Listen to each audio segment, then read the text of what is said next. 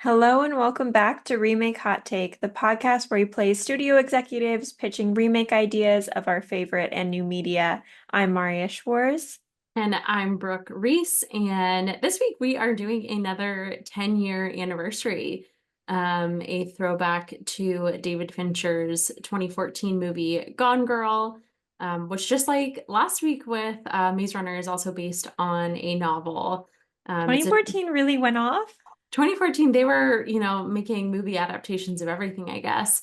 I mean, it's Uh, kind of the opposite of Maze Runner because there it's like, whoa, girl appears. And this one is like, whoa, girl gone. Yeah, basically, what a double feature we've created here. hmm But yeah, it's based on a 2012 novel by Gillian Flynn, and the 10-year anniversary is coming up, released in the United States on October 3rd, 2014.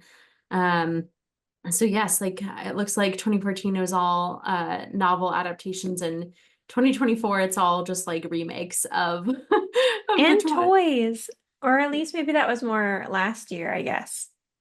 Yeah, a couple of toy movies that we have reviewed here as well. But just so many Disney remakes, and I know that I the think it's nostalgia yeah, a lot of with like the remakes and toys. We're a lot going of back. we are like a lot of like quote unquote like nostalgia traps. I feel like everyone in our generation, like and up, like millennials, consumed like a lot of media growing up, and so I feel like that's kind of like really like explicitly tied to their personalities, maybe like a bit more so than older generations like Gen X or boomers. But our personalities kind of really centered around some of these TV shows. Like people still watch like The Office, like they have it on in the background, like while they do their work. And so we see like a lot of those nostalgia things with people now doing podcasts where they, the main actors or directors or whatever it may be, Oh, that's not cast us. and no, but cast and crew of the show are doing, watch through podcasts where they'll watch the Should we do episode and that talk about it. with our short films? We could go through our college WMTV, hmm but behind the scenes. Yes, we could. I don't know what audience that's going to cater to, but we And then might we do find it. out that everyone was fucking on set. This is the pod where we're like, yeah, it was just like nonstop BJs in the background. You can see some of these made it into the final cut. Because I feel like that's Um, all the Ned's Declassified one is like how many people were fucking, which yeah. everyone. Which everyone, but I feel like my one of my favorite shows is Bones, and they just announced I think Emily Deschanel, and oh gosh, I can't remember who her podcast host is going to be, but it's going to be them doing another one, and then one of the first ones that I saw was Jenna Fisher hmm doing so Pam and Angela from The Office doing their nostalgia That one was watch through. disappointing because no one was fucking. I don't know. I Yeah, guess I guess it's the age thing yeah, I guess so. Ned's when you're like Declassified. growing up together. Most of the people in the office were married hmm already. But I wanted to shout out David Fincher. This director has a bunch of movies that I like. And I feel like similar, he stays in that kind of psychological horror genre. So some notable ones are Seven, that's like the what's in the box thing. The Game, Fight Club, Panic Room, Zodiac, Social Network. A bit of a break from some of that stuff with Social Network, but I will say he has a very distinct like color palette that he uses and kind of cinematography style too. But Gone Girl looks very similar to Social Network. If you were to do That's um fair.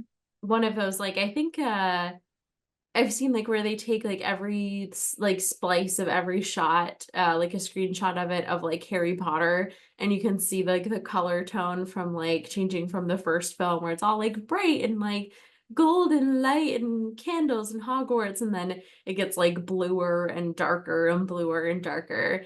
And David Fincher's film, like Social Network and Gone Girl, are like just all cool toned blues and grays. Like he loves that color palette for this film. Um, but yeah, let's jump into Gone Girl. Marriya, had you seen it before, or what was your history with this movie? Yes, ma'am. But I had only seen it for the first time in like the last like 5 years or Okay. so. So not something that I watched 10 years ago. Um, and I've never read the book. Have you Mhm. read the book? No, haven't read the book and watched it, I think when it came out about 10 years Mm, ago. And I liked it, but it wasn't like a favorite of mine. mm, I think it's like one of those movies that's like excellent on the first watch, if especially if you haven't seen the novel and didn't know the background. It's like a, so much of a whodunit, and the film is purposefully being ambiguous, and it starts out as like a psychological thriller, and oh my God, we're watching a man kill his wife like in real time. We're seeing it unfold, we're hmm. seeing it from his perspective, but we're hearing her voiceovers. And then once that, that trick is played out, um, I think on the rewatches, there's so much to this film that you obviously get some like a different angle every time you rewatch. But I think the initial, oh, like that, what a twist from that first watch has died down for me a little bit. And as someone that is like a true crime, like not a fanatic, but a true crime appreciator, you can see like all the tropes that they are using in this movie. It's just like I think I actually would prefer if to watch a movie about a man actually murdering his wife. Oh. Would be, well, like that kind of horror would be more in my like more to my liking. But this is a fantastic film. I really love this film, and I think it's going to be one that film students study. I think maybe they all study The Social Network. That is like, I think Hmm. I had to watch The Social Network like 15, like, not, I'm not exaggerating, like 15 different times for Wow. across like 10 different film classes. So the film professors love David Fincher, and Gone Girl out of his films hasn't been as talked about as Social Network, but I can definitely Mm. see it being on being on syllabi in Yeah. I the think it was near on a lot of future. like top 10 lists. Yeah, I don't know. I mean, I think it's like, yeah, again, we have that cool effect where it's like we really don't trust that this guy, which I think also is like it's great casting of Ben Affleck because Hmm. I'm already like, ugh, Ben Affleck. I don't know. And so we already don't trust him, and then we see kind of like the fissure between reality or like what we think is reality and his telling of things when we get like that thing about the pregnancy because we saw Hmm. it from like her perspective that he was like we can't have a baby right now, but then he says that he actually wanted the baby, and so we Hmm. kind of start like not trusting him, and then it evolves into the reality of what it is, which I almost like on this time I was like, oh, I kind of wish that, and we can talk about this, but I wanted more, I guess, ambiguity on whether she was like bad or not. I feel like the movie at some point like we started out where she's like, this is justified because he cheated on me and he wasn't faithful and he ruined my life, which is a murder in a way. But then we get into all of these ways that like maybe she ruined other people's lives Hmm. and then she used this guy and stuff. And so I feel like the movie does take a stance a little bit on like who she is and then the fact that everyone even like the cop and the lawyer and everything all side with him in the end um Hmm. feels like she's is the villain Hmm. in a way that I wanted a little bit more of like um you know, I mean we hated it, but like Phantom Thread, that thing where it's like they're two awful people who are just like awful to each other in in kind of the equal way, or like if we think of the TV show You, I think it was like season 3 or something is when we start getting like two people who are willing to kill for each other, um, but also not happy with each other and always kind of plotting against each other. And in that way, it's kind of like more of like an equal power dynamic because they have both killed people and they're both killers. Hmm. But in this way, I was like, oh God, like Ben Affleck is literally like living in this house with a villain. So I think it could be interesting, like if it was more ambiguous. I also think I had seen I mean, basically, I was trying to read any kind of interviews about this because I was like, oh, this is like has to be based on Agatha Christie because like she actually did this. Um, Really? Like she yeah, herself or she wrote the yeah. book? And Oh. then I was looking it up. I was like, it has to be. Like it's literally it's so obvious like as a comparison, but the author has never said that it was based on her or that that was an inspiration. Basically, Agatha Christie. And this is like I read a book on this like over the summer, but I haven't done my own research, so I don't know everything. But basically, like Agatha Christie was married. She had already written a few books, and she was pretty big as like a murder mystery author. Um, and her husband had, I guess, come to her and said, like, I want a divorce. Um, I've been in a relationship with someone else. Hmm. And she was like, okay, I'll give you the divorce. Um, but I want you to name that you had a mistress as that being the reason why we're getting the divorce, because otherwise people are going to blame me or think that it was all me. Um, and he refused to do that. And so she like faked her own disappearance.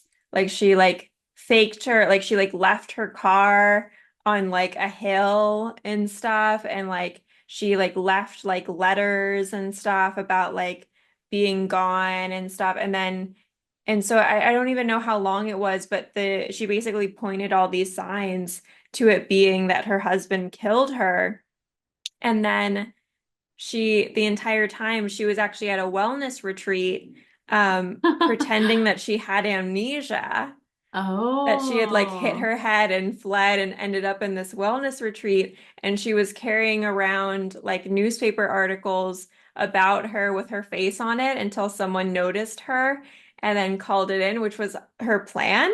Hmm. And and then when the husband came, she was actually under the name of his mistress. That's how Oh she had checked my in. And so he had to God. like explain all of this to like the media and the press who had all assumed that he had killed his wife and he Uh-huh. was like this, it was like a huge scandal. And it's so Wow. it's like literally it's like, you know, a woman who did exactly the same thing and was like famous in because of literary success. Obviously, in Gone Girl, it's not her literary success, but I mean, the parallels are insane. Oh my So, gosh, that's so cool. hmm I never knew that. Kind of like a bit of like overboard too, in there with the well, fake amnesia and overboard with Goldie Hawn and Kurt Russell. It's very real amnesia, but man, that's so interesting. Um, yeah, back to your point about ambiguity. I don't know. I think the film does a decent job about it. I think I was reading like the Roger Ebert review of this movie when it came out 10 years ago, and it was something that I agreed with was that like I want to see what like a feminist analysis of this movie is because I'm getting very conflicting signals. I think this movie is like smart enough that, you know, the what the plot is saying may not be what I think the director is intending. But let's just say like at surface level the plot is delving into kind of like misogynistic tropes, but then they also have some like reversals of those like gendered crimes and gendered like stereotypes. So obviously playing you know off of this missing woman and you know sharing like very real statistics that um women are like most likely to be you know fatally harmed by like their close loved one or partner. And again, like it shows in like the interviews the statistic about pregnant women, like the number one violence is going to be like at the hand of the partner. That's like the most ER visits for a pregnant woman aren't due to pregnancy complications, or due to violence from their partner. So it's like sharing those very, very real things, but then kind of itself, playing off these stereotypes of like the husband who is the slob and the woman who has to nag him. And we see that in the sense that, Rosamund Pike's character Amy is just like a relentless bitch. Like Mhm. she is taking like the woman scorned trope like so far. And but then at the same time we also see kind of like a feminist story of this woman who is so smart that she has taken what is like one of the most, heart-wrenching, like deepest breach of trust that you can have in a marriage, which is infidelity. And she does this thing to try to get away from him, but ultimately she's not successful. Like she Mm. her and I think we see that in her initial plan is suicide, but then she's like, no, she has this kind of moment of realization, no, I'm going to live for myself. But then she gets trapped right again in with a Yeah. man who then we play out like multiple kind of like rape and abuse scenarios, right? So now she is actually in legitimate danger, which kind of again unreliable, but not so much unreliable. The Neil Patrick Harris character um is, unreliable from his own retelling of events. And then we have uh Ben Affleck's character, his kind of muddled understanding of what this man did and how he stalked his wife. But we see some like very real threats of like he has the entire place like monitored with cameras 24/7. She's not physically locked up, like she's faking her um her like ligature marks, and she's faking like all this stuff, but she's faking rape by like, using a bottle, but in a sense, she is being coerced and she kind Mm. of is being raped, right? Like she is kind of Yeah, he says that under whole thing about like, duress. I'm not going to push myself on you, but But I'm not gonna like wait long either. Yeah. yeah. So it's like kind of this feminist thing, but then she gets right back into like the dangers of man, like she has been wronged, but yet again, she is now like a woman that is, in living in fear of this other man. So I don't know. It's doing a lot of, weird things, playing off that, obviously like playing off the gendered stereotype then again of Nick just being like the ultimate shitty husband, and we see him like Hmm. lose all ambition once he's laid off during the 2008 recession, and we see him like doing all these gendered stereotypes of playing video games, not knowing anything about his wife, then cheating on his wife with a student. But ultimately we do see that like these two are kind of made for each other. And Mm. like Tyler Perry is this kind of comic relief. He comes in as this like big shot lawyer. And he himself says that. He's like, this is kind of a like a dark comedy. We should get some cameras in there for a sitcom, because they are both like highly ambitious people, but instead of like bringing out the best in each other, which is what Amy says, she says that they both bring out the best in each other. They kind of bring out the worst in each other. Yeah. Which also people are like, that's just marriage, Mm. They're like, that's just how it is. So man, I think there are like so many different layers to this, and so many different ways to interpret and analyze like what the director is trying to do. Because like you said, it's just layer upon layer of unreliable narrators. And that's like another thing for the like feminist analysis. Um, with with the ambiguity and with the unreliable narration that we have, it's like, okay, was Amy actually this cunning sociopath? Like, we are Mm. telling again, like rape and domestic violence stories, but we've reversed it to be from the point of view of the man that may or may not have committed those crimes. And Yeah. it's like, are we doing that to show so like is it to show that, what the film is kind of saying at the surface level is to show that Amy is a psychopath. But in doing so, we're very misogynistic, right? This is like at its very base like level, it's like don't believe all women, right? It's like believe all men because we have a story where, you know, the man is the one that needs to be believed and the woman is the one that's lying.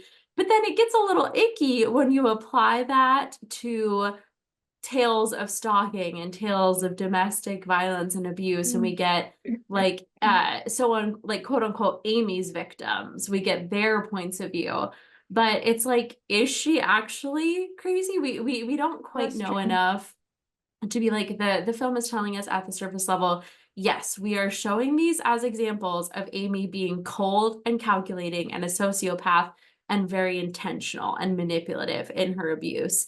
But there's just enough, you know, ambiguity into both of these characters because Nick is not a good character. He's not reliable, and we have differing accounts on both sides.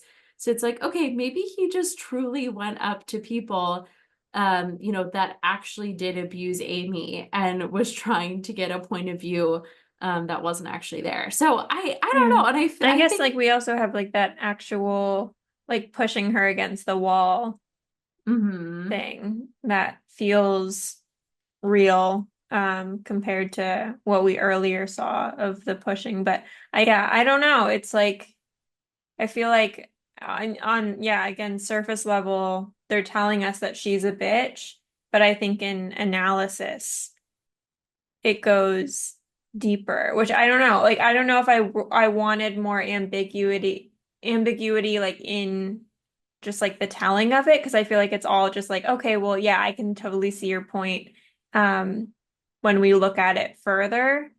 But I'm also wondering like what was the experience 10 years ago of like seeing this in theaters? Like did the average viewer I guess look deeper or was it like she's a bitch? Like Yeah, I don't ah know. Yeah, I mean, I think that we have to like give the audience some credit sometimes. I know what you're saying in that like the surface level plot that it presents can so easily be interpreted as the she's the bitch, you know, plot line. But I don't know. I feel like they're leaving enough like enough Easter eggs in there for it to be interpreted fairly ambiguously because but at the same time, like they do all of that, but then, you know, you said it very clearly shows at the end, like she is the villain.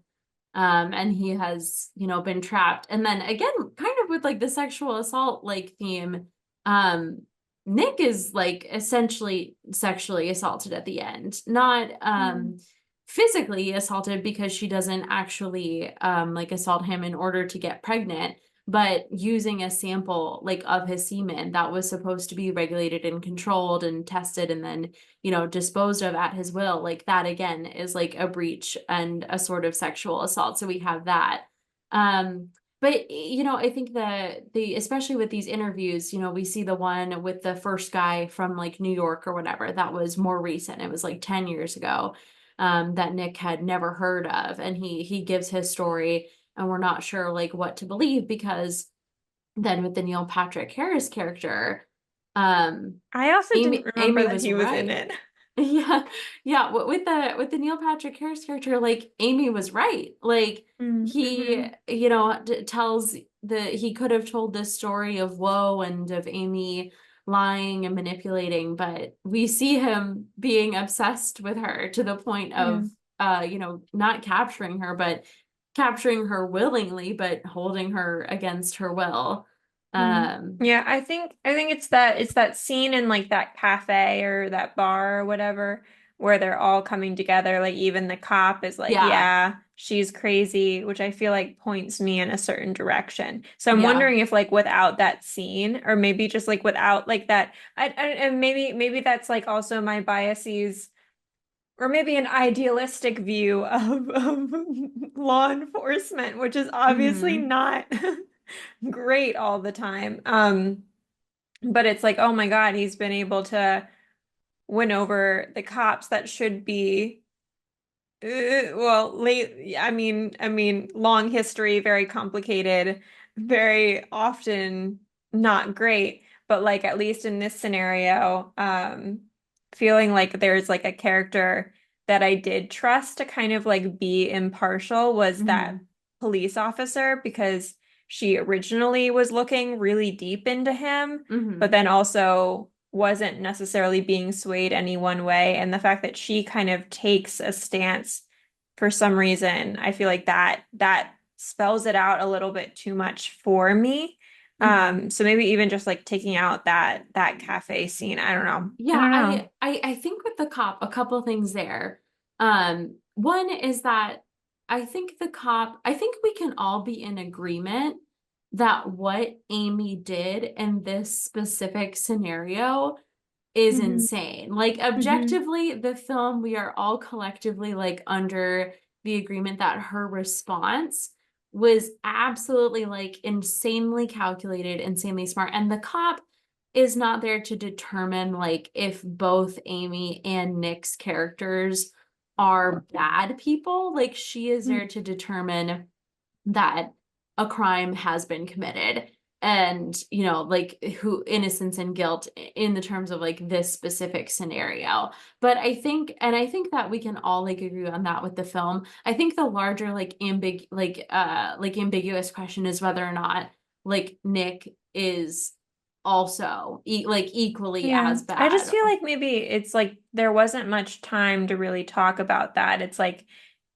we had that whole thing come out that like he's dating a student, which would Mhm. like there's not even like a moment where like he loses his job or like anything like that. There's just like doesn't and maybe that's like already telling us about the misogynistic world that we live in is that like Mhm. there were no repercussions for that. But it felt like and obviously like her, gone girling is the main action, so it makes sense to focus on that, but it's like Yeah. it just didn't feel like we were as focused on the ways that he was a bad person, but maybe that's also because it's from his point of view. I don't know. I don't Mhm. know. It was interesting, but again, yeah, I Um didn't I didn't remember that Neil Patrick Harris was in it. Um which I mean, like he had that whole thing with Amy Winehouse, the Amy Winehouse platter that he served or something at a party. Did you not hear about that? no.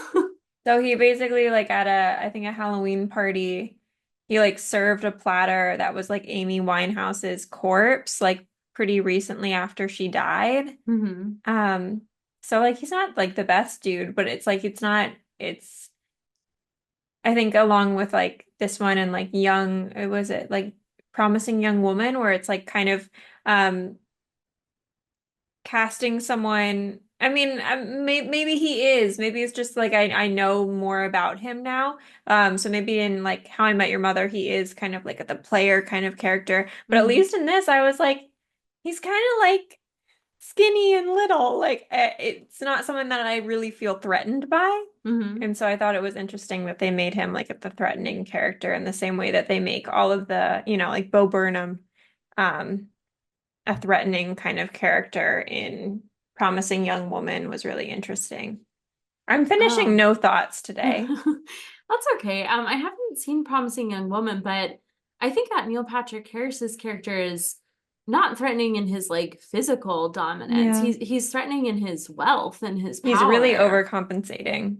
Yeah, I mean, he might be overcompensating, but I mean, very realistically, a lot of threats to women may Hmm. not be physical. Yeah, And more so in the legal system, it's all about like white wealthy men who that's true. especially have money and have power. If we're gonna stick to Amy's story being true, severely stalked her for all of her high school and Yeah. college and So it was Amy. interesting to have those two perspectives of we have someone who she's claiming is physically abusive versus like influentially, is that a word? Abusive a little bit in a Mhm. different way. And Amy herself is very wealthy and very privileged. And if someone that has like a similar amount of wealth and power wasn't able to really stop a stalker, she says that she has kept Mm. in touch.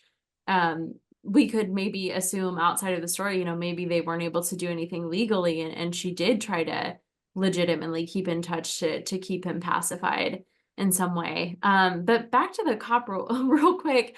What an interesting I said there were a couple things there, like what we've already talked about with what is the cop's role in this to decide guilt or innocence? Is it for their personality or for the crime? But what, like you said, what an idealistic view of not just her as the main character cop, but in terms of like the entire legal system. Like, we have her kind of sidekick deputy character being like, the man did it, the husband did it, wrap it up. But very realistically in the real world, like these cases don't even like get solved half the time. The amount of work and effort that they put into this case is, I guess, Well, I guess I think this one has a lot of that media scrutiny. yeah, to the point of like a white wealthy woman that went missing. Hmm. But even so, let's say that the cops' biases toward investigating only white wealthy women's disappearances and murders,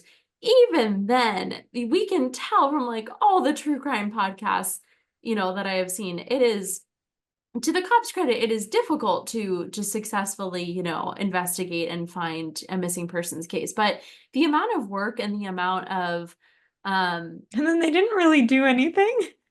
yeah, they It didn't was do kind of anything. solved for them, I guess. Yeah, but the bias that we see the main character cop not have, like, it is incredibly rare, and like in an Hmm. idealized view of the situation. And again, playing with this weird idea of like, don't believe all women. That's kind of like the saying that's been like taken up the last 5, 10 years, is this Me Too movement, and when do you believe women when there isn't evidence to back them up? And she's kind of presenting like the opposite of that.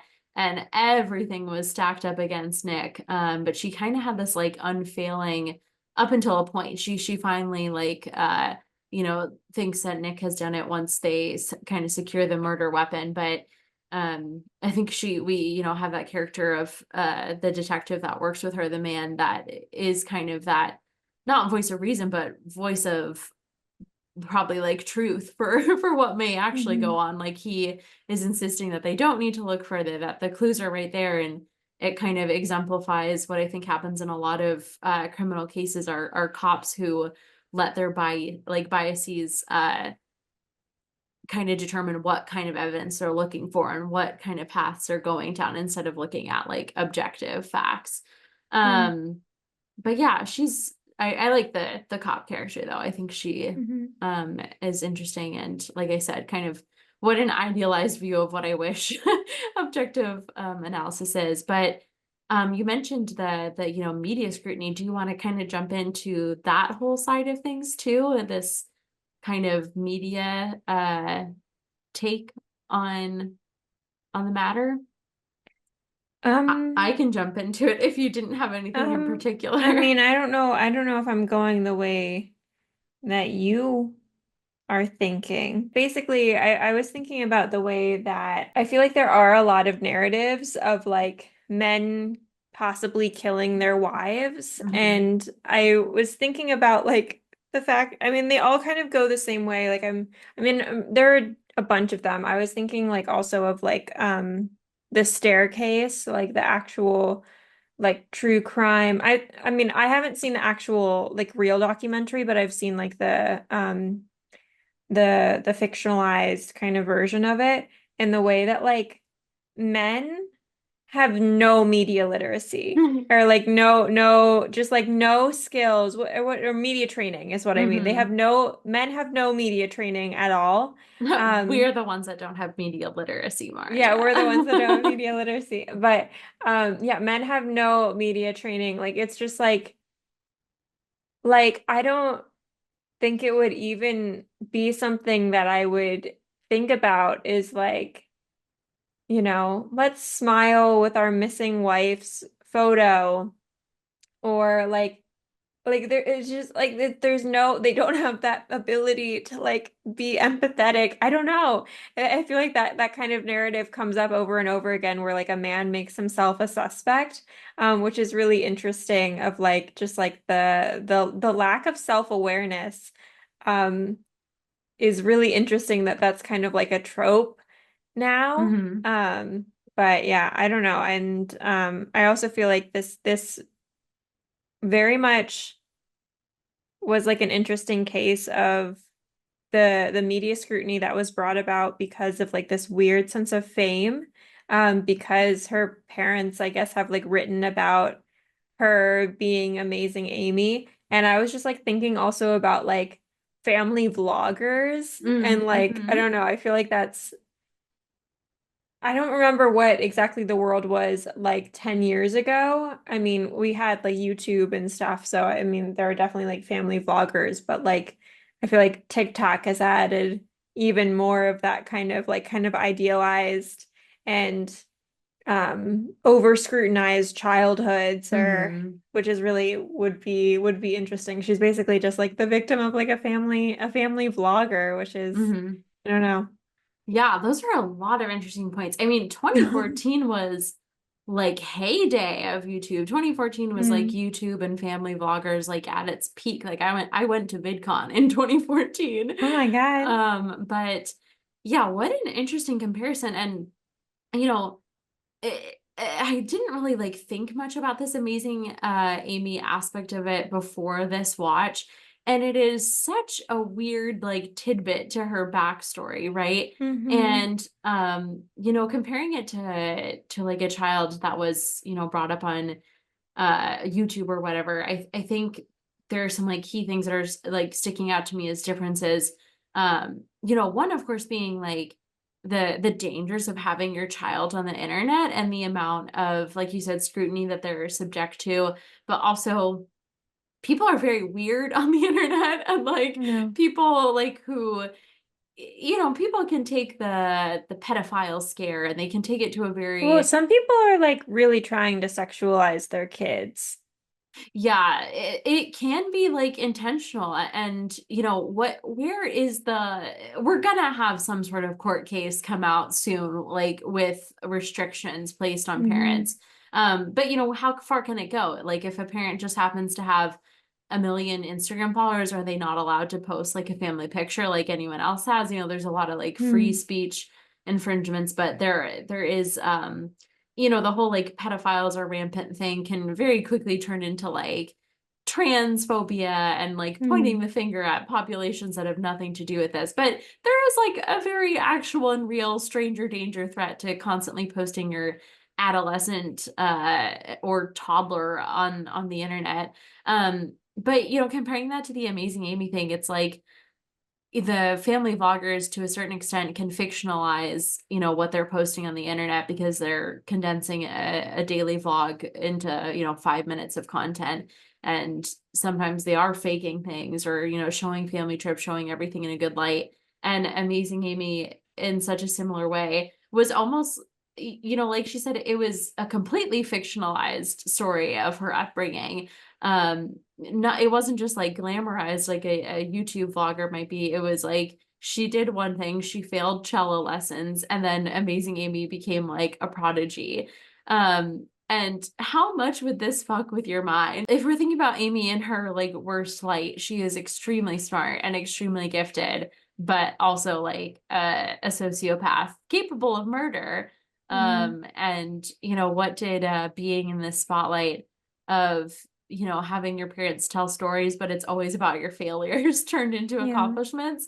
And like, Because was that a I think it's driving? like it's a little bit different than like child actors where it's like they've done something. Hmm. Like they're I mean like not all of them are always active participants, but it's like kind of a their fame is at least a reflection of their own work versus like this was something that someone else made and she was maybe like toted along to interviews and stuff like that. Hmm. And much more passive in that way, which I thought was interesting. Yeah, but imagine doing like everything that she showed when they were at the Amazing Amy like gala or whatever that they attended. Every single thing was so intentional by her parents of Hmm. I failed cello, she became a cello prodigy. I didn't get on, the JV volleyball team, she made varsity. And like let's think about this from like a psychological lens, like did that like constant and incessant like reversal of her failures into accomplishments, which then she was dragged around to have to do media interviews about stuff that she herself failed at and didn't accomplish. Was that kind of a driving force for her to see, the failure of her marriage and try to turn it into something else? The Yeah. success story of her framing of this murder. Like, I don't know. I'm pessimistic and we live in a capitalist society. So I would have been at Comic Cons. I would have been making the rounds and really signing those autographs. I would have remade that trust fund twice, Yeah. three times over. I don't know. I think I would have been very bitter about it. I think I would Mm. have had a similar stance to her as like I am appreciative and I acknowledge that this series is the reason that I have a trust fund and the reason that I have, XYZ, but I'd probably be fed up too. But And I feel like I that would be a really cool thing is that you break free and you write your own memoir about like, I don't know, not so amazing Amy or whatever. yeah, Amy sucks. Amy sucks. And then you do a book tour. Yeah, that would be really funny. That would be like a humorous and much more psychologically sound way of Hmm. coping. Like Like having that's what we're waiting for Calvin and Hobbes. yeah.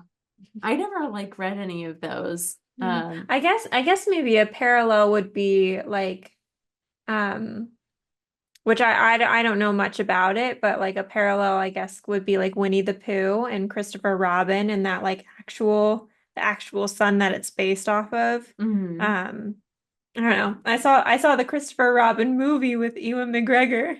No. But yeah, I feel like that's the only example of like real life that I feel like I can think of. Was Eeyore based on anyone? Did he have like just like a really depressed friend? I don't think Or so. I was it mean, like like a manifestation of depression?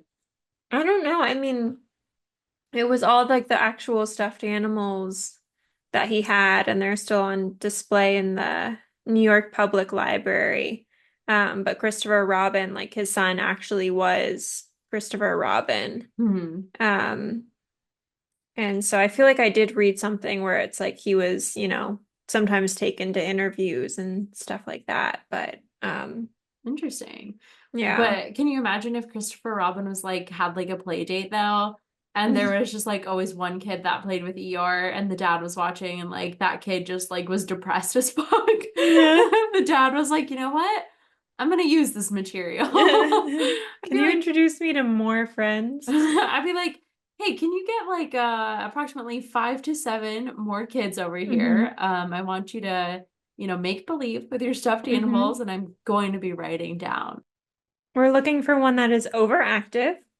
We are looking for one that is anxious. We're looking for one that's more of a mother figure, Hmm. very nurturing. We're looking for one that loves to garden. Hmm. I thought it was funny, what a timely moment to rewatch this movie, because Ben Affleck has been really in the media a lot himself, Hmm. with his J-Lo, and I was like, oh my God, what if this is Is just J-Lo? what The it way you is his phrase that. with his wife, now ex-wife, now girlfriend, Oh, it's not J-Lo. it's not everyone else's J-Lo. It's his J-Lo, It's the specific Ben's one. J-Lo. Well, Matt Damon is Ben's Matt Damon. That's Hmm. for sure. But Well, J-Lo was seen with Matt Damon recently. I know. And then Ben was seen with Matt Damon's wife or something. I was rewatching this at the beginning of the film, and Ben Affleck looks like, just so downtrodden, so exhausted, and he's holding like a coffee mug, like a coffee cup, generic coffee cup in his hand. And I was like, he was this close to getting this movie sponsored by Dunkin'. Like he was so close to having that same haggard look on his face, but at least he was carrying around like his Dunky Wasn't he in a D's. Dunkin' commercial? He was, because there were Yeah. so many memes about him being like ultimate, like Boston guy and I remember having him being the sad Batman.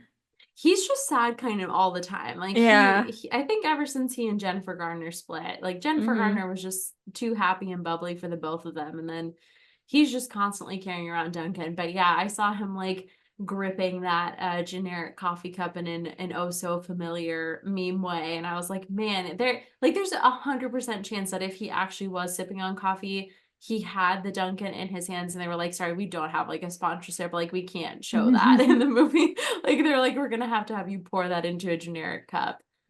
Oh, but I mean, speaking of like media stuff, it is really interesting and like a trend if we're talking about like the true crime nature of this movie. In its first 50 minutes, we think it may be a true crime story of how this man committed a murder or somehow disposed of his wife. There are so many cases like, like the don't fuck with cats, or like the don't fuck with cats, I think, documentary. I think it was a Netflix original or something, or Hmm. maybe Hulu, that came out in the last couple of years. We've seen so many true crime documentaries where the media portion is so significant compared to years past. And in a good sense, we can so much more easily spread information with people. And, missing persons I see all the time, just people who are like endangered, like they have been off their medication or they might be homeless or something, spreading that information via Twitter to the locations that they were seen and finding people successfully. But on the negative side of that, we have so many, let's call them like, Facebook detectives. We have so Hmm. many amateur detectives that have listened to enough true crime podcasts that they think that they are qualified to speculate on who may or may not be innocent or guilty.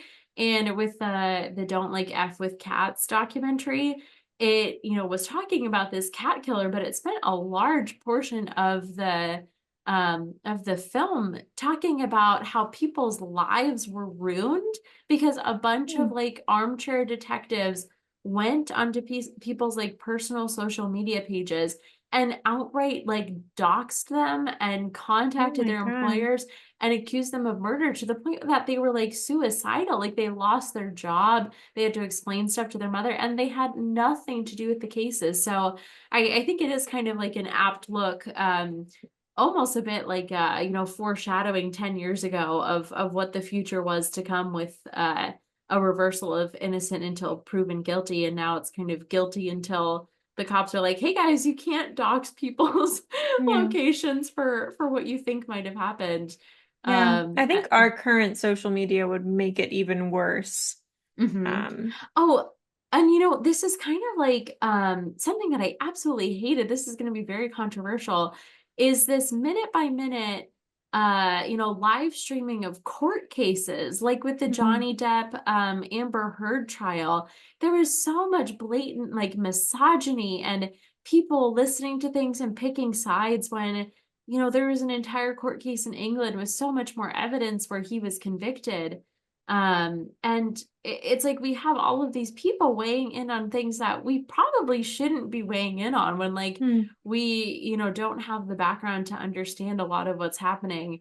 But We it should is, read more books. we should become lawyers. And not to say, not to say that this information shouldn't be publicly available, because I think transparency is very good and it is good to have all of this information.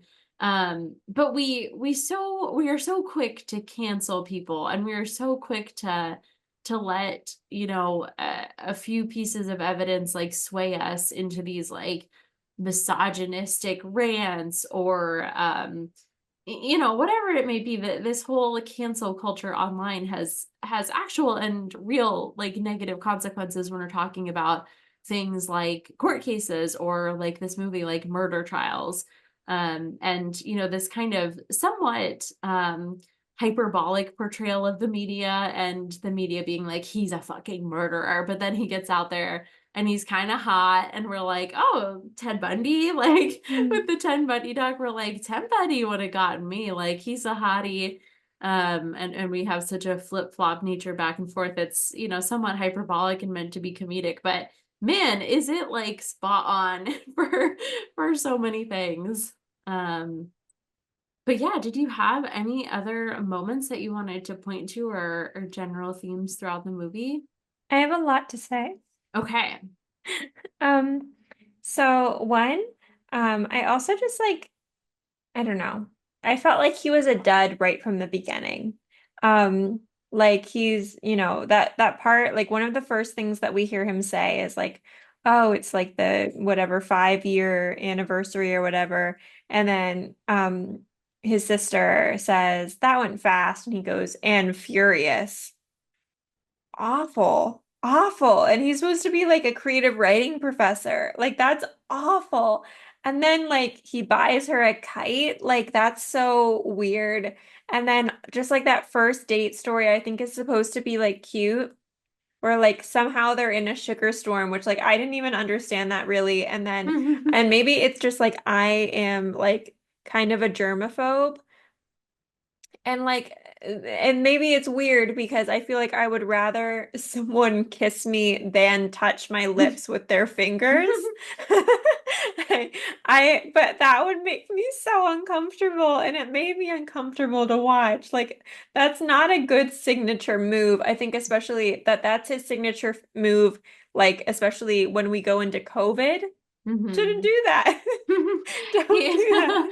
do you think he like did like an elbow Yeah. rub? He actually like checked her. Yeah. Yeah. Um, So I don't know. well, And then I also, because this movie, I don't know why we keep on choosing the longest movies known to man. So I watched it in like, I tried to watch it in 2 times speed. But like I realized just like how wordy this movie is. It's so dialogue heavy, mhm. which I guess like Social Network is as well. But it's like they're going so fast that I could not watch it in 2 times speed. I had to do 1.5 just to like try to like hear the words. And it's like I do like that they, are meant for each other because they can keep up with each other's wit or something. But it did feel a little bit like a novel where it was like just so much dialogue that it was a little bit confusing and overwhelming to get there, which obviously I was watching it in 1.5 speed, so maybe that's a viewer issue. But it was also like, it would have been something if it was like just them that were like quick-witted, but it Mhm. also felt like the sister character also had that kind of quick wit that it felt Well, like, she's a oh my God. twin. Yeah, but it was like everyone has that same exact personality where it felt like because of that, no one had a personality. And in this Well, watch, it got a little bit overwhelming. I would push back against that because I think we have some clear characters who don't have that wit, Hmm. namely the mistress, who's this like she's like, But I feel yeah, like I I like feel a like girl. it would be better if it was just them. Like I don't disagree that like there are people that don't have that wit, but and I think that's why I'm like I mean they say it in the movie that like, there's the you know, accusation of incest between the two twins, but I can see it because they're like, it's like, yeah, Nick and Amy are meant for each other, but also the twin, like she's 100, like they've 100% fucked before. Um, I don't No. know. I was just getting that vibe, like especially that weird random line, and it might have just been how I like Carrie Coon, like I liked her in The Leftovers, but it's just the weird way that she talks about like that one wood line about like you should get your dick out and slap her with it or something was really weird.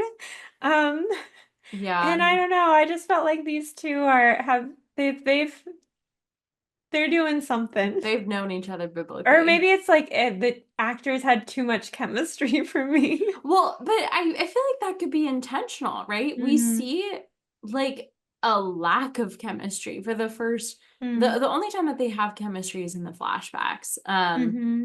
And the only time that they have any sort of sexual or emotional connection is in the flashbacks. And we compare his chemistry with Margot and his emotional intimacy with Margot to Hmm. the absolute devoid desert lack of emotional intimacy that he has with his wife ever since the 2008 recession, basically. But back to your point about, him being a dud from the beginning and all of these kind of like, small examples of him buying a kite and, him saying a stupid, lame Fast and Furious line. It's so intentional and so to the point of, of repeatedly showing him as this dumb, lazy, like incompetent husband. But it's like,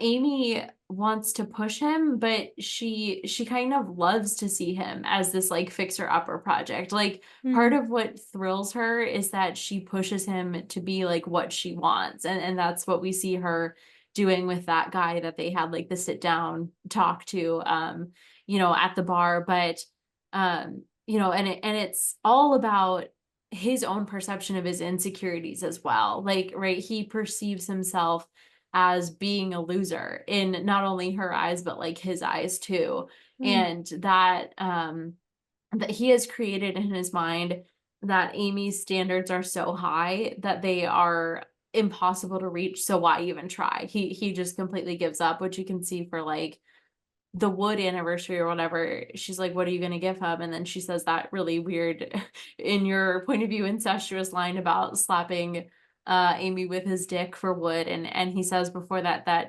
Wood's impossible. I'm not even going to get her anything. So we can see mm. how he started out with a Well, kite for paper and now he's not I'm even going to really fixated attempt. on the lip thing. Like the fact that that worked twice is two times too many. I don't know. I think it would work on me. I don't think everyone's as germophobe. I don't know. I It's weird. It's a weird like swipe. I don't know. I That's don't weird. know. He would charm me. I would be into I it. don't know. I don't like that. I also didn't understand. I had like little things as well. Like, why do they have a life board at their bar? What's a Why is that life it? board? Like the little life board game? Oh, they had a What? ton of board games. It's weird that it's like there. Like I would expect it not to be like at the bar area at like I don't know, like a table in the back. I don't know. It's weird that they're playing board games on the board on the job, but I also feel like I don't know. I don't think it was like the bar is such like a cleverly named bar because it's so simple and it's so meta. Is it? Yeah, they say in the film like it's so meta, but I don't have like a very good understanding of what meta and like what metaphysical actually means. Hmm. But yeah, but again, it's kind of playing into that like Nick's just stupid. Hmm. Like it might not be meta. It might just be him being an idiot.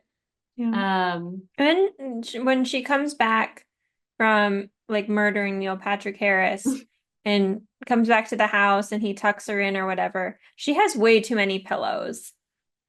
Her like yeah, she's basically nice. upright and that scene really took me off guard because I was really worried about her neck. Was And that that was something was I that where you noticed. was that where you were like, oh, she is a psychopath? Like, no, Yeah, I was no. like, that's not like I understand like some kind of elevation, but this one it was like, ow, like basically just like get A chair? like a headrest kind of pillow thing. I don't know. I don't know. I thought that was insane. I never really liked the like professor student relationship. Hmm. Which I thought that was like, everyone who writes a professor student relationship has never been a professor. But now I actually know actual professors, or like I've heard stories now of professors that I know who had relationships with students. But of course they were all like men. But I mean, at least I'm like I never found that trope to be particularly enticing in general. But I feel like from the perspective of being a professor, um, absolutely not. And like that's also like I feel like and I don't know, maybe if I was older and I saw fresh meat, I don't know. Maybe I don't know. But like it just seems so gross to me. Yeah.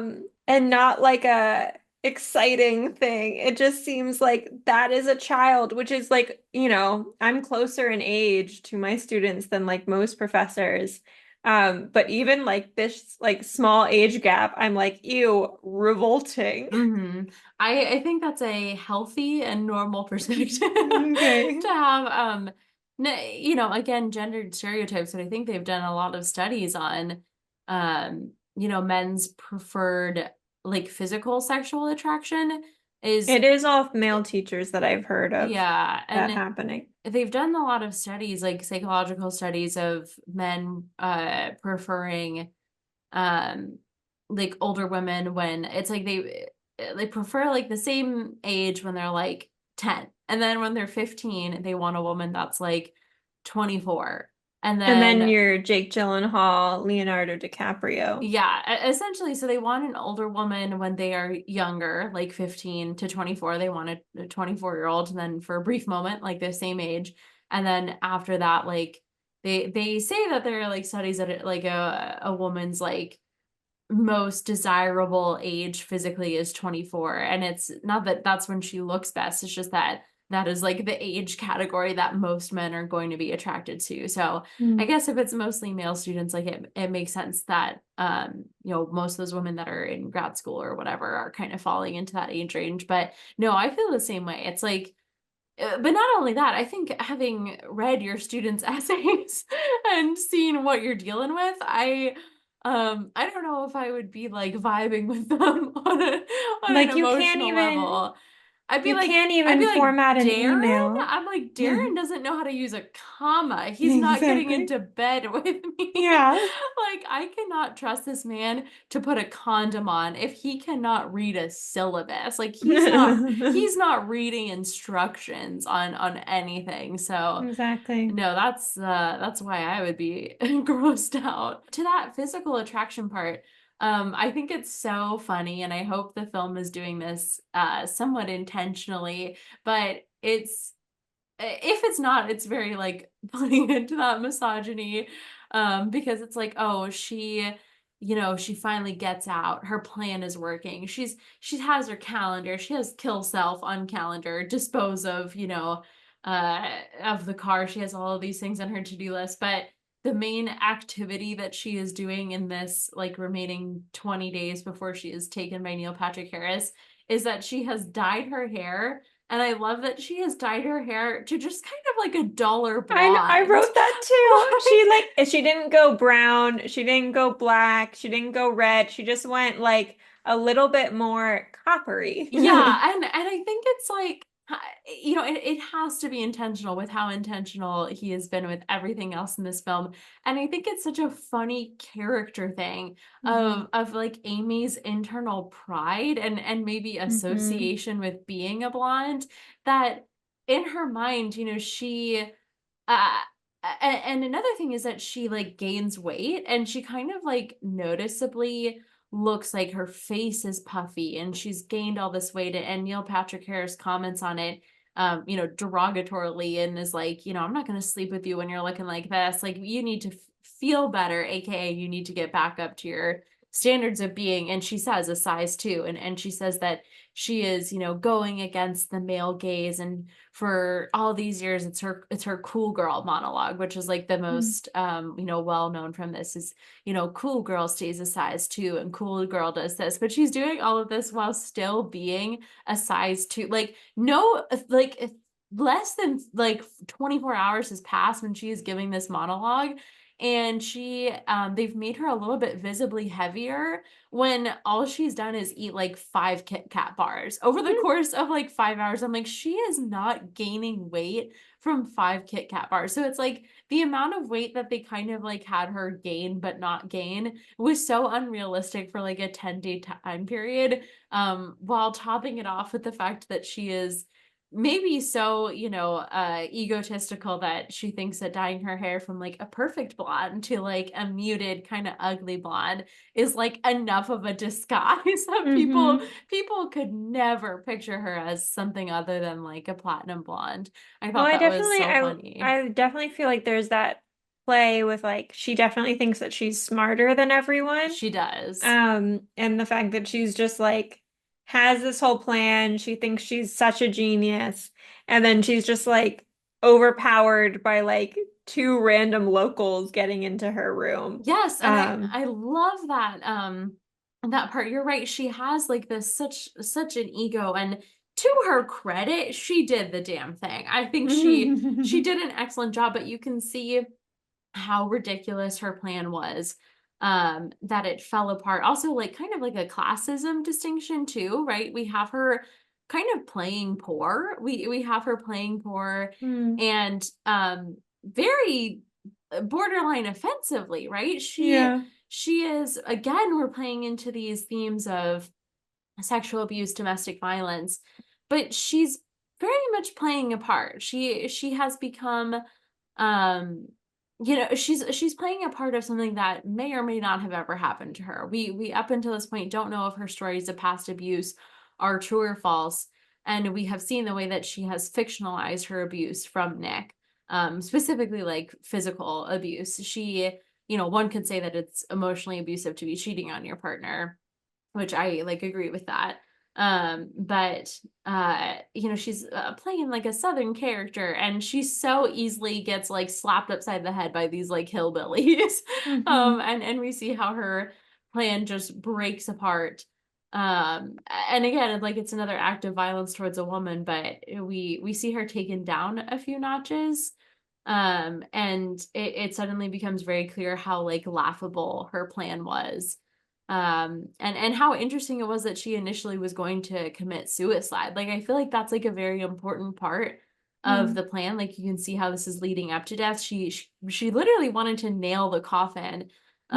And put then we the have that like I'm not the asshole, why should I have to die kind of uh-huh. thing that was like kind of empowering. I do love Rosamund Pike, and I think she's fantastic in this. And I think, we've talked about, I think not last episode, but the episode 4 about accents, and I feel like she's really a chameleon. I mean, She she's is. great. Like the fact that this was um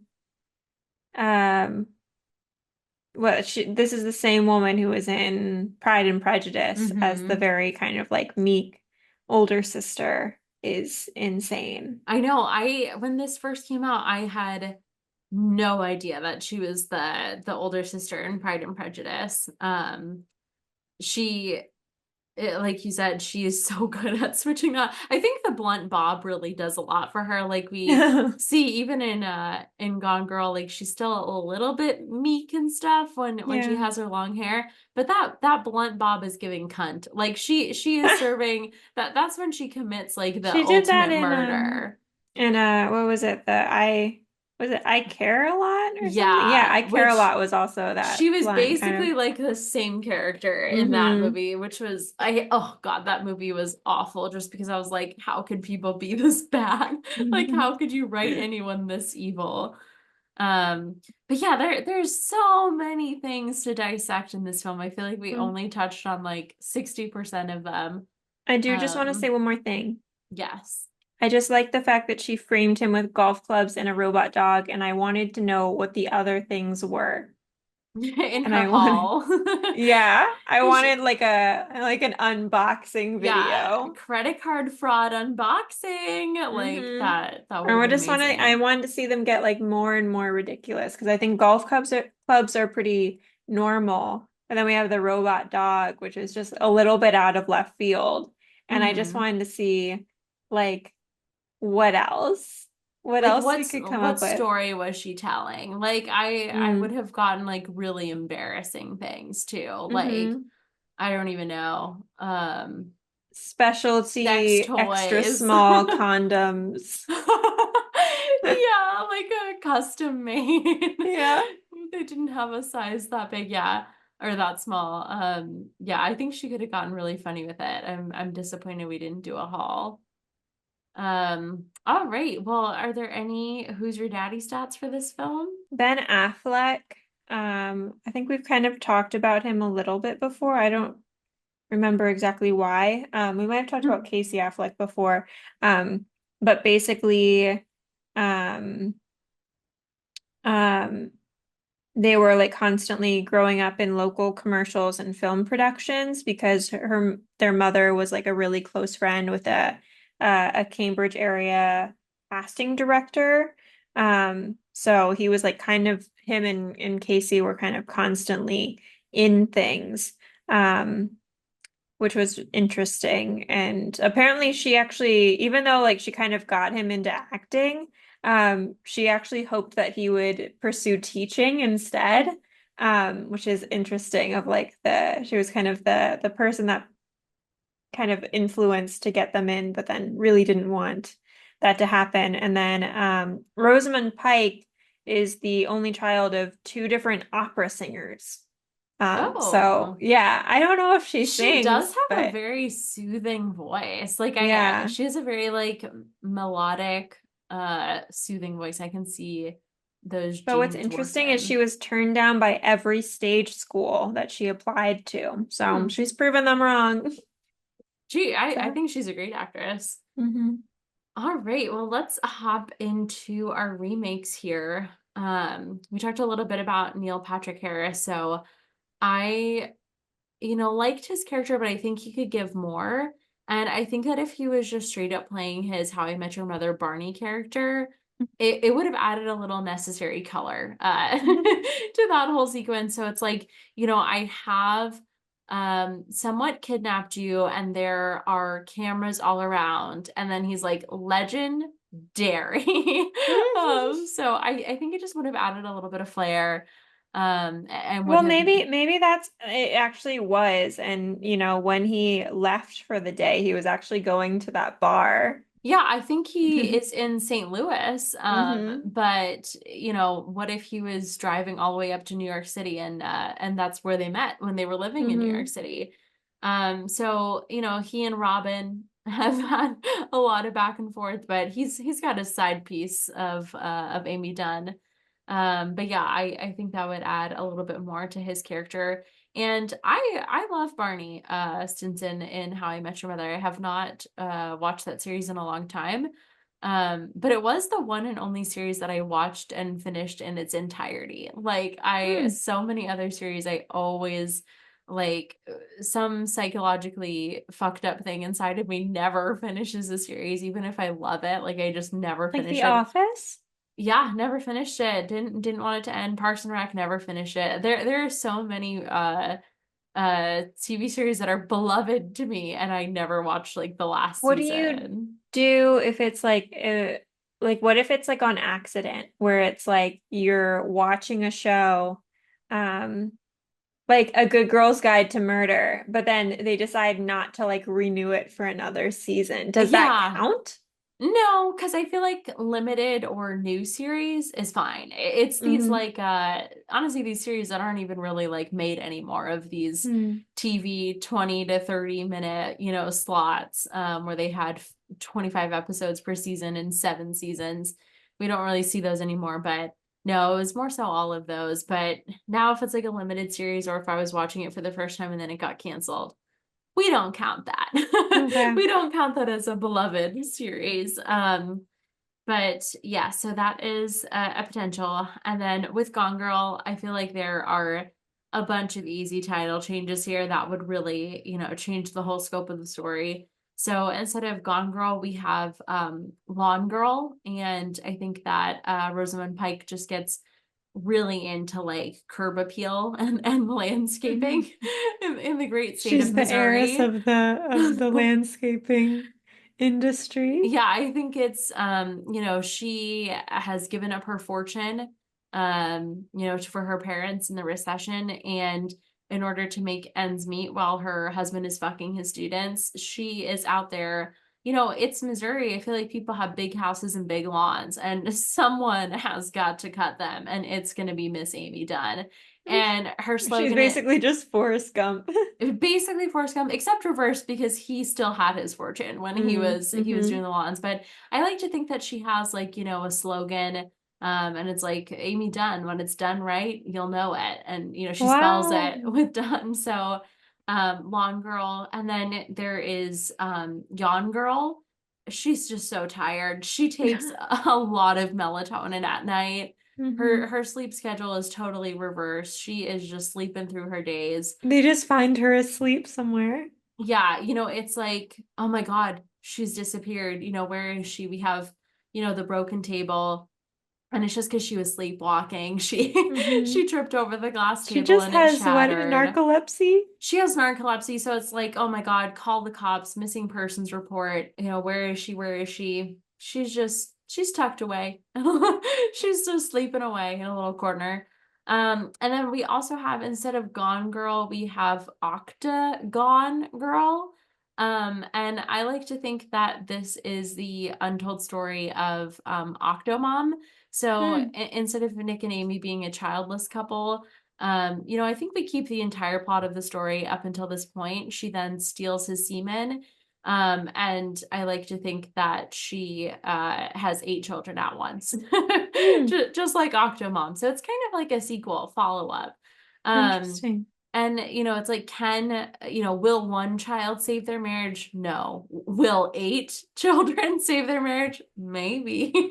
We don't But I know. feel like you would also want to stagger them out so he stays longer. Yeah, so it's like he has to stay for the pregnancy, Mm-hmm. then the birth, then, Mm-hmm. So you kind of you freeze something. I don't know. I don't know how it works. I like it. I like it. Okay, and then we were talking a lot earlier about Amazing Amy. So I think the last one here, obviously we have, Amazing Amy goes off to college, Amazing Amy gets married. So we absolutely need the next series to be Amazing Amy commits murder and fraud. So But it's like I in the book, she does more. in the book, she's A even serial more killer. successful. Yeah, it's Amazing Amy commits murder and does it a lot. She does it a lot and she gets away with it. Hmm. And her husband doesn't even suspect. So Hmm. I think that we will see Amazing Amy one up Amy Dunn once again. And it's going to be honestly a thrilling tone change Yeah. to the other books because I do believe they are The children's illustrator books. is going to be like, is this is this right? They're like, so Is this you AI? want, they're like, you want her in her bra, covered in blood. They were like, For the children. are we going for Carrie vibes? So, yes, keep in mind it is a children's book still. It is a children's Hmm. series. So, it's gonna be possibly like a rhyme scheme, like Amazing Amy holds the knife, Amazing Amy ends his life. Wow, that was beautiful. I don't know, I think it's gonna be at a child's level. Hmm. And it's gonna be really good. So yeah, those are all my remakes. So what do you have, Marriya? I had Gone Girl, but it has J-Lo, and so this is just how Ben Affleck and J-Lo get back together again. See, I think that like there was all this promo for JLo's like documentary or something, and it was like this is the untold, now told love story. Do you think it's maybe just this? Like this is how Hmm.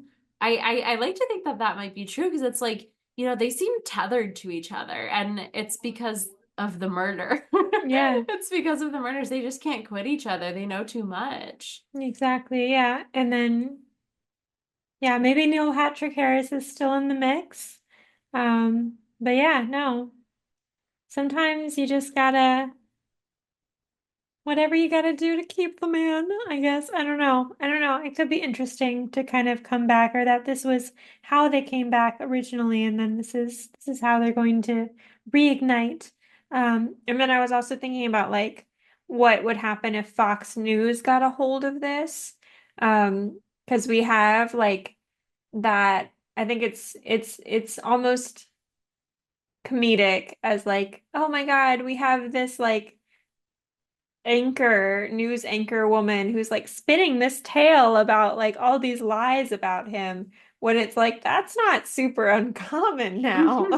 So I feel like Fox News would do it where they're like he murdered the wife. He also ate their cat. Like we would go even further there in Springfield. Oh Um, no. so I feel like it would just go even further of more lies, and I feel like he would randomly become like a propaganda kind of figure of I don't know. It would be Oh interesting. yeah, it would be like Nick Dunn is an illegal immigrant. Yeah, And this is why we need to be tough on crime and tough yeah. on border control. Why do you think crime isn't bad in Boston, where he's from? It's because he brought it here.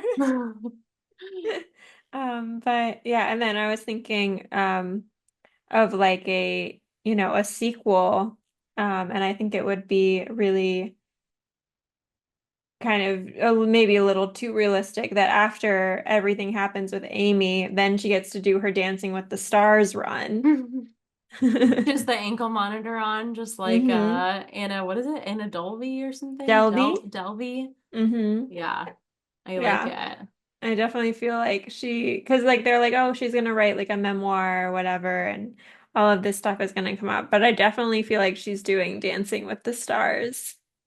And she has a TikTok account, and I don't know, it would be interesting. And then I just wanted because like everyone in this movie kind of sucks. Like overall, everyone's like not a really great person, but the only kind of characters. I mean, they're not good characters either, but the characters were like I can their aspirations and their goals and the ways that they get achieve their goals is very simple compared to everyone else, which is the like two random people that she meets at the motel or whatever, Hmm. wherever she's holed out, the people that rob her for her money. Hmm. And I just want them to come back and kill everyone. I can see they have kind of like a Bonnie and Clyde-esque nature Well, to because like them. what I really like is like, everyone else is like kind of doing like mind games or Yeah. whatever and like trying to like outwit each other with their intelligence. And they're just like, let me into your fucking room. Yeah. They're like, we're gonna shoot you if you Yeah. don't give us your money. It's like everyone else is in a Socratic seminar and they brought like a gun, They you brought a machine know? gun. Not that unusual to bring a gun into a classroom these That's days, true. but But yeah, so something about it I just got reminded about with those characters too. I think an interesting like character development moment for Amy is that we see the hillbilly like give her the honest truth, and she's not seeing past. Well, first of all, it's this like absurdity to the point of ridiculousness that she cannot recognize Amy mhm. when she looks exactly like she does on the screen, except like we said, we have her brilliant disguise of slightly darker blonde and a little Mhm. bit heavier in the face.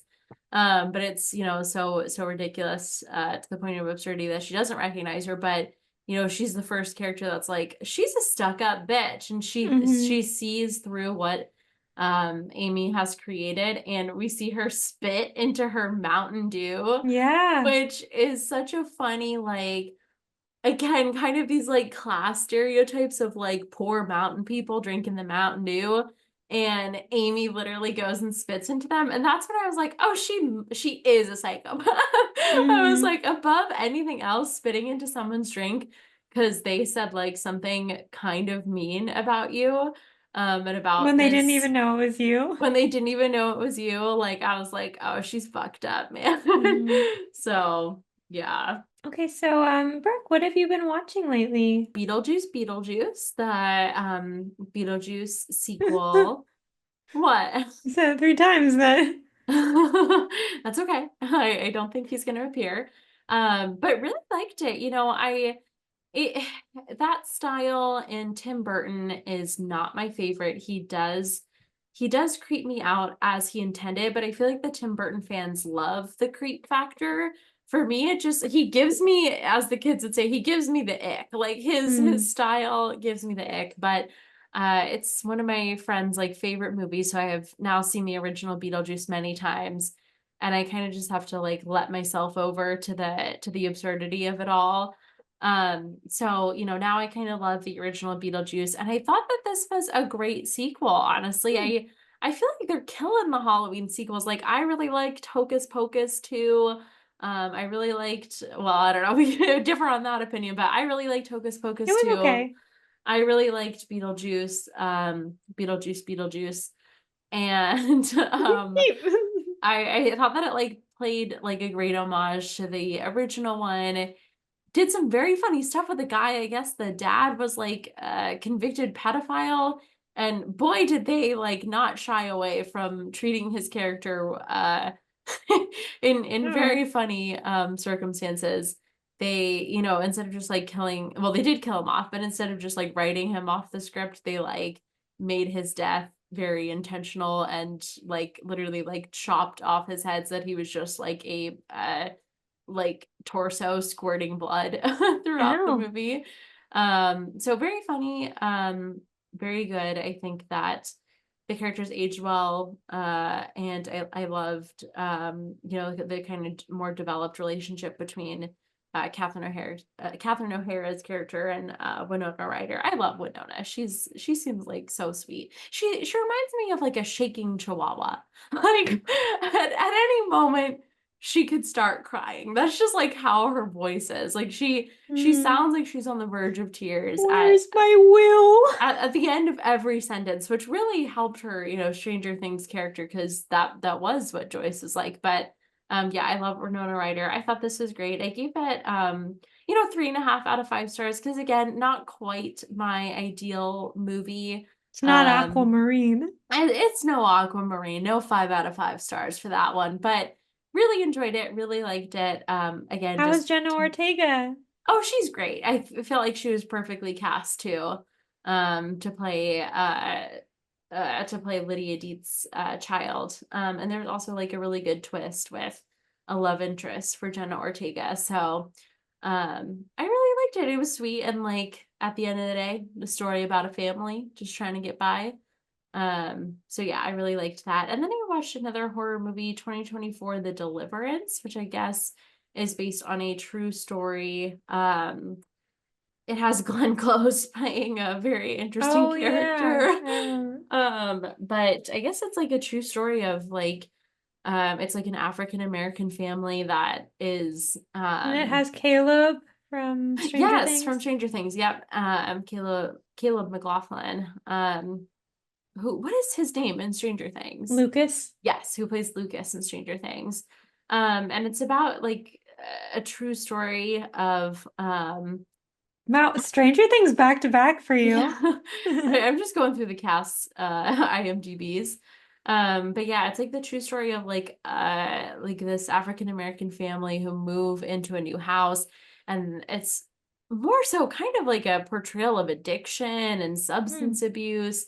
But in the true story, it's like this mom is you know, like fighting CPS because she herself is like an addict and is abusive towards her children, and maybe like rightly so needs to get external help or maybe have the kids taken away. She's like very unreliable in a sense, and I can see how the true story, she was unreliable as well because she has been abusing her kids. But then they move into a house that just so happens to be haunted, and now her kids are being possessed by demons and stuff. Um, No. I thought it was like good. Um, but the main character, let's see who that actor is, Andra Day. She did a great job. Like she was very talented as the main actress. But um, I don't know. Like I feel like it fell a little bit short in the end. It like I said, not even so much a horror movie, very much more so like a portrayal of like very sad family circumstances and dynamics, and you know Hmm. how addiction and abuse and that cycle of addiction and abuse, because Glenn Close plays her mom, who also was an addict and also abused her until she like found God. Hmm. So So it is it was like kind of like Haunting of Hill House with that kind of like extra level of emotion or I don't know. wait, what do you mean like an extra level of Like I emotion? feel like Haunting of Hill House, it's like it is scary, but it's more about like the family connections Yeah. and like I mental health and stuff. yeah, yeah, kind of like that. But like because it's like a true story, they're um you know, portraying it all as like, should we have actually believed this woman? Like, Hmm. or was she just straight up abusing her kids? Like, Hmm. it's such an unbelievable story that I'm like, oh man, like I do have a hard time. I don't myself believe in ghosts or demons. And if what happened to these kids actually happened, it's more so like a like African American spirituality too, and like her finding her faith as like a black woman, and she starts like speaking in tongues at the end. Like I don't know that I like could understand the cultural significance of a lot of this movie because I am like a white woman and don't know some of the, you know, cultural religious significance for someone that is Black and has like Black spirituality as it is laid out in this film. But I liked it. I just was kind of sad by the whole circumstances, and it was very slow. The pacing was very, very Mm. slow. And if you're looking for just like a horror film, only about like the last 25 minutes delivers on that. And it was a bit like of an abrupt ending and not a very compelling demon. Like we don't actually like learn much about the entity that is haunting them. Like you said, it's much more focused on the family dynamics. But unlike Hill House, which is like masterful at portraying the house as the main villain and giving us all this insight into the ghosts that live there and what the house itself is doing. This one kind of skated over like what the actual demon was and how it came about and what it was doing. So yeah, I wish I want to see more from that. I think they kind of fell flat on the horror aspect of it. But yeah, what have you been watching? So I've been incredibly ill. And so I was watching basically like comfort kind of watches, which like normally I would watch. I usually watch Murder Mystery 1 and 2 when I'm sick. Oh, Um, with Jennifer Aniston and yeah, like Adam in the Sandler. I do background while like I sleep. those. I usually watch those and any Disney movies, but um it just in case anyone of power listens to us, no one listens to us, but if anyone of power, I hate Disney Plus and I hate the app and I can never get it working on my TV because it always makes me like try to like reset the password whenever I'm trying to add it to the Roku TV. So fuck them. I'm sorry, but like something needs to change there. They have my least favorite probably streaming service because of that. That and Hulu, because I have, we always have beef with Hulu and their errors. So I watched the Lego movie on Again. Netflix, which is incredible. I mean, there's a reason why that was like my summer reading for the 11th grade. We had to write it, we had to watch it and then discuss it in a seminar in my AP Lang class because it's masterful. I mean, we have Legos, but it means so much more. It's more about the relationship between a boy and his father. So love the Lego movie. It's a good one to kind of go in and out of consciousness. And I found some fun facts. So Will Ferrell, after graduating from college, he worked as a teller at Wells Fargo but came up short by $300 on his first day and $280 the second. But apparently he wasn't stealing money. He just wasn't good at it. I just could not count. So I thought that was really interesting. And then Liam Neeson, um, in college, he was discovered as being talented in football. And he played one game against the Shamrock Rovers FC, but was not offered a contract. So we can't be good at everything. So, and then I watched a lot of Harry Potter. So I watched the first Harry Potter. So Harry Potter and the Sorcerer's Stone, or Harry Potter and the Philosopher's Stone, wherever you are. And I was like noticing because I had a fever. And so like it was like I was kind of insane. And so then that's where I come to the best thoughts, obviously. And so I made that connection that the Harry Potter and the Sorcerer's Stone is essentially just like the plot of National Treasure, but with like a lot of introduction. It's like if Nick Cage played around in a school for a little bit before stealing, because it's the same thing where it's, you know, these three characters, one with like a weird family background and everyone knows him by name. The like best friend character who's the comic relief and his talents come in handy in the most strangest of ways. And they're rule following one girl. And then they go to, people in authority and they're like, they're gonna steal this artifact. And they're like, no, that's highly guarded. We saw that ourselves. And then they're like, we're gonna have to steal it ourselves. So essentially just the entire plot of National Treasure, but like condensed into the last half hour. Which is really interesting. And Daniel Radcliffe was his mom was a casting agent and his dad was a literary agent. So two agents, and his mom was especially involved in like BBC casting. So we have that whole thing. Emma Watson, I didn't realize in 2023 she began her master's in creative writing. So we have the same degree, whatever. I don't know if she's finished. Um, and then Richard Griffiths, who I think plays Vernon.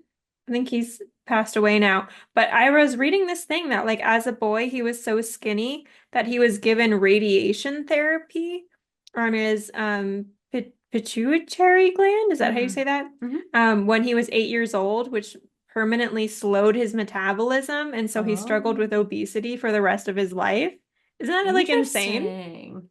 Um, and then Alan Rickman apparently was like a graphic design king. He like Oh, after graduating from acting school, he and his friends opened a graphic design studio called Graffiti.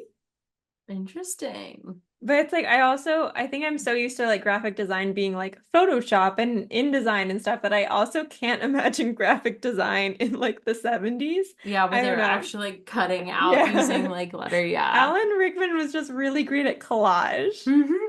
And then I watched Chamber of Secrets, which we love. But it is like I don't remember like the last time that I've seen all of the Harry Potters like back to back in the way that I was. And Mm-hmm. so watching this one, it was like Harry Potter and the Chamber of, oh my God, everyone's voice dropped.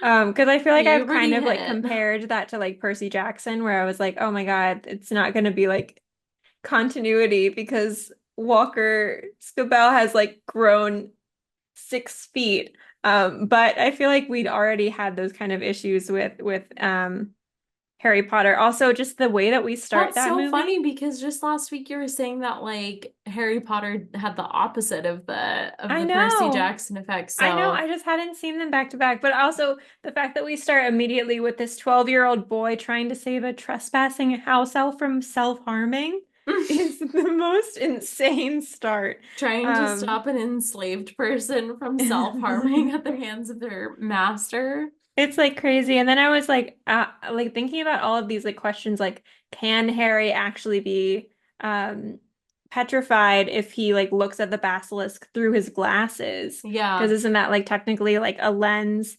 And then also just like like he found this journal in the bathroom that someone tried to like drown in the toilets. And then he's like, I'm gonna start using it. Like I'm all for like reduce, reuse, recycle, but that's like a little bit too much. Yeah. Um, I also do wish that like Hagrid got to kill Lord Voldemort because I feel like Lord Voldemort was bad in general. He killed a lot of people, he tortured a lot of people, he did bad things, but he was also a narc. Yeah, about Aragorn or Yeah, he like yeah, had Hagrid thrown out. you know what? I was just thinking about because I was listening to the Harry Potter audio books, and I was thinking about how absolutely insane it is that they have like one single prison, Azkaban, and Hmm. they don't have it's like as if we sent every single person that committed like a misdemeanor to the most high security prison. And Hagrid was also sent there without any sort of evidence or trial because Yeah, in it's Chamber insane. of Secrets, Fudge is like, "You're gonna have to go, Hagrid," and they like sent him to Azkaban, even though there was no actual proof other than what Tom Riddle, who they now know was Voldemort, like Yeah. Like I said. feel like we need like county jails We do. versus We need yeah. something that's not the high security fucking like you will sit there and you will Like is there a die. juvie? I don't know. They were sending just Is absolute there like a Azkaban Junior yeah, they were gonna where like it's send like like Dementors don't give kisses, but they'll give a hug? yeah, I don't get it. And he's like Fudge says this as if he's sending him to like like a holding cell, but where he Hmm. has to wait until they can have a trial and set bail. He's literally sending him to the high security you will be tortured to death off of nothing. Like the criminal justice system I needs know. severe reform. And like Sirius Black too says that he was sent to Azkaban like without trial. Like what is going on with the Brits over there? Like this is the reason that we have a constitution in America. And like innocent until proven guilty because this system is so flawed. But yeah, I was thinking about that. There's no Yeah. county jail. Insane. Yeah, and then I watched Harry Potter and the Prisoner of Azkaban. Um, which I don't know, it's always weird for me to think of like contextualize that like Harry coming back to school is like he's the jock, he's the quarterback. I don't know, it's weird to put it in that perspective. Also like I think being a teacher now, one, I'm like, how long do I have to have my position in my university where I'll get to guard the Sorcerer's Stone with a little like writing based obstacle? I think that would be fun. And then if I had a student like Hermione that was like, I want to take more classes, I wouldn't make that happen. I would be like, go touch grass. I would be like, go take a break, go take a nap. Like, we're in a mental health epidemic. So that was interesting. I also didn't realize that Emma Thompson is such a nepo baby. So her mom is an actress. She's been in a lot of things, which more so I think with Emma Thompson. So it's kind of like reverse nepotism. And then her dad is like a scriptwriter and stage director, best known for the Magic Roundabout, which apparently is a big thing. I don't know. As I talked about last time, unfortunately, not British. And her godfather is a guy named Ronald Eyre, who was a big theater director. And then I watched Forrest Gump with my roommate who had never seen Forrest Gump, and she thought it was just about boy who runs, boy who runs fast.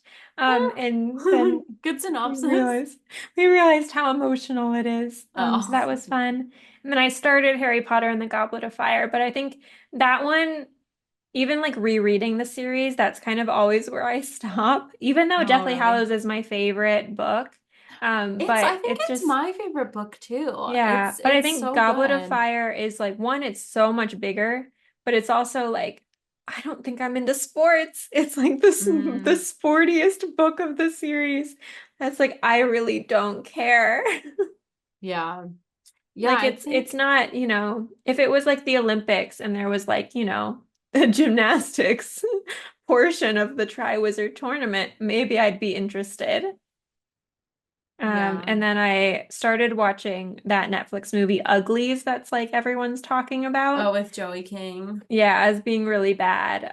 So far it is bad, but we'll Mm-mm. see. I guess Um, that's very like in line with our dystopian as hmm well because I and also based on a novel. Everyone I haven't seen any clips or anything, but everyone is saying that it's like butchering the concept from the novel. Well, I think they made everyone hot, which is kind of not Yeah. the I think like the concept from what I saw someone post about online is that like it's some sort of society where, up until a certain age, like you're really fucking ugly and then you can decide whether or not you want like plastic surgery to become one of the pretties. Well, it's like And it's not that you're ugly, it's like you're just normal, but normal. everyone's taught that they're ugly and so they're like called things, but it's like one character is called Nose when like he doesn't really have a big nose. It's just like that's a weird thing that they call him and then like Joey King is called Squint because like I guess when she smiles her eyes squint. I don't know. And then like there's like this faction or rebellion that um they reject the plastic surgery. So everyone has to get plastic surgery because I guess being pretty has somehow solved war. I don't understand exactly how that like I feel That's like like the Kendall Jenner like Pepsi yeah, I feel commercial. like just I mean obviously I don't know everything and I'm not as researched or as well read as I should be, but I want to say that Russia and Ukraine, it's more complicated than pretty. But I then don't there's know. like this other faction that's like we reject that plastic surgery procedure, but they're all naturally beautiful. So Like, we don't need that. It's like the people that are like the actresses that have are naturally gorgeous, and so they're like no filter. Yeah. Someone online was like, yeah, once you become a pretty, like, you get access to all of these things. Hmm. And they were like, and for some reason, the main character, like, decides not to live that life and to be homeless in the woods. And they were like, now, upon reflection as an adult, they were like, sign me up for that fucking surgery, put me under the Hmm. knife, get me Dr. Miami. Like, I would do that in a heartbeat. I'm like, oh, I have to look beautiful, Like, okay, and yeah, I don't maybe have to you get work. lip fillers and you can't do the Beetlejuice lip trend, but if that's the only thing we miss out on. If that's the only price I have to pay for like unlimited resources and not having to work and also being drop dead gorgeous, Hmm. I'm not seeing a lot of like cons to this. Hmm. So that's all I've been seeing posted online. All right. Well, I don't have any public social media, but Marriya, where can they find the pod and where can they find you? Um, yeah, so you're literally the gone girl. You can't be found. I'm untraceable. And they can find me at Marriya Schwarz on all social media and the podcast at Remake Hot Take on all social media. Yeah.